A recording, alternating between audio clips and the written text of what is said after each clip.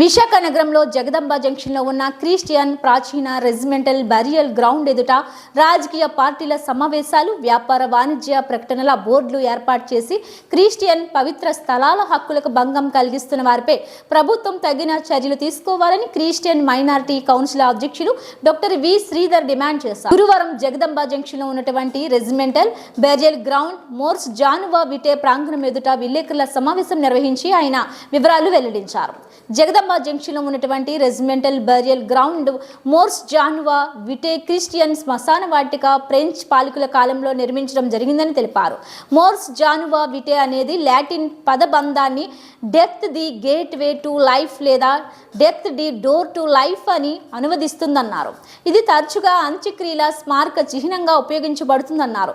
దీనికి సంబంధించిన కోట్లాది రూపాయలు విలువైన స్థలంలో అసాంఘిక కార్యక్రమాలు జరుగుతున్నాయని, వీటిని నిరోధించడానికి స్థానిక ప్రభుత్వం చర్యలు తీసుకోవాలని కోరారు. ఈ శ్మశాన వాటికను గతంలో కబ్జాదారులు కబ్జా చేయడానికి ప్రయత్నించారని తెలిపారు.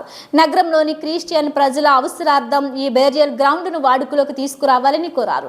ఈ సమావేశంలో క్రిస్టియన్ మైనారిటీ నాయకులు doctor Samanand Rao, Moses Garia, reverend Honey Johnson, Vijay Das, M John Prakash, GS Prashant Kumar, M Prem Kumar, brother CH Kumar Prakash తదితరులు పాల్గొన్నారు. నా పేరు జేమ్స్ వికే కుంబట్ల. పాత్రికేయులందరికీ నమస్కారాలు. మేము క్రైస్తవ స్వచ్ఛంద సంస్థ క్రైస్తవ సామాజిక కార్యక్రమాలు చేపడుతున్నాం. చాలా విషయాలు క్రైస్తవ సమాజాలు ఎదుర్కొంటున్న సమస్యల పట్ల మేము కొంత పోరాడుతున్నాం. అలాగే ప్రభుత్వం ద్వారా న్యాయ సహకారం తీసుకుంటున్నాం. ముఖ్యంగా ఈ రెజిమెంటల్ లైన్స్ సెమిటరీ అనేది చాలా ప్రాచీనమైనది.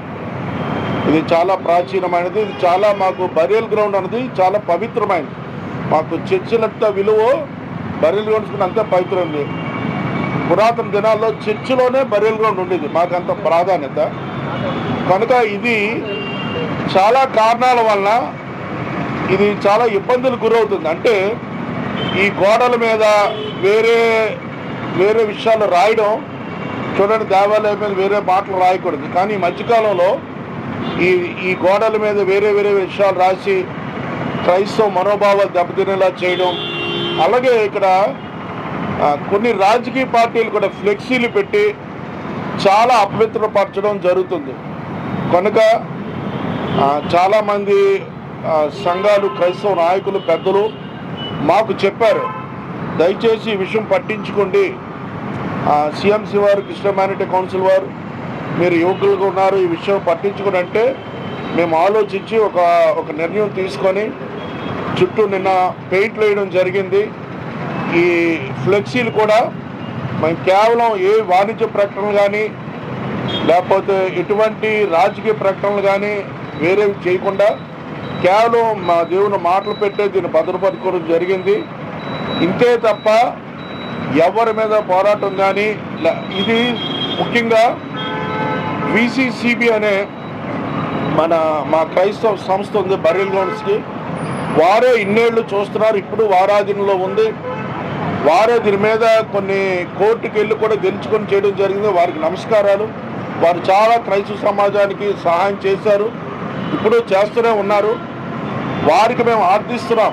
వారి ద్వారా వారి సహకారంతోనే కొంత క్లీనింగ్ చేస్తూ ఇలాంటివి ఇక్కడ యూరినరీ వేయకుండా, పశువులు రాకుండా, రాత్రులు కొంతమంది లోనకి వెళ్ళి చాలా అసాంఘిక కార్యక్రమాలు చేయడం జరుగుతుంది. అది మాకు అపవిత్రమైన కార్యం కనుక, మత వివాదాలు రాకూడదు కనుక ముందస్తు చర్యగా మేము శుభ్రపరచడం జరిగింది. ఇంతేకాకుండా తదుపరి కార్యక్రమాలు కూడా చేయడానికి మేము ముందుకెళ్తున్నాం. కనుక ఈ విషయాన్ని క్రైస్తవ సమాజానికి, ప్రభుత్వానికి, అధికారులకు తెలియడానికి మేము మీడియా సమావేశం ఏర్పాటు చేశాం. ఈ విషయంలో విసిసి బోర్డు వారికి, అందులో ఉన్న సభ్యులకి, దానికి ఉన్న సంఘ సభ్యులు కూడా మేము వందనాలు చెల్లిస్తున్నాం. మా పెద్దలు ఇప్పటి వరకు పోరాటాలు చేసి ఎన్నో కార్యక్రమాలు చేసి మమ్మల్ని భద్రపరిచారు.